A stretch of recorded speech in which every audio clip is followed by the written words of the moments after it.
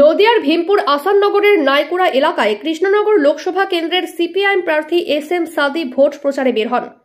Vote প্রচারের পাশাপাশি তিনি পথচলতি মানুষদের সাথে শুভেচ্ছা বিনিময় করলেন।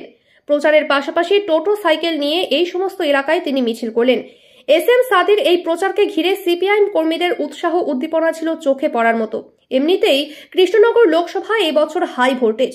কখনো তৃণমূল প্রার্থী মহুয়া মৈত্র প্রচারে বেরিয়ে ঝড় তুলছেন, আবার কখনো রাজ পরিবারের এবারের বিজেপি প্রার্থী অমৃতা রায় তিনিও ভোট প্রচারে ঝড় তুলছেন। সেই সময় সিপিআইএম এর প্রার্থী এস.এম. সাদিক গ্রাম্য এলাকায় সাধারণ মানুষের সাথে শুভেচ্ছা বিনিময় ও ভোট প্রার্থনা করছেন।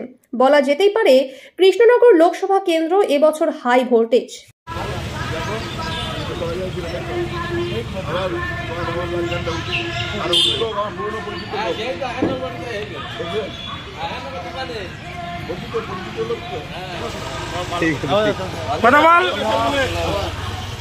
আমাদের গরিব মানুষের কথা আর কেউ বলবো না।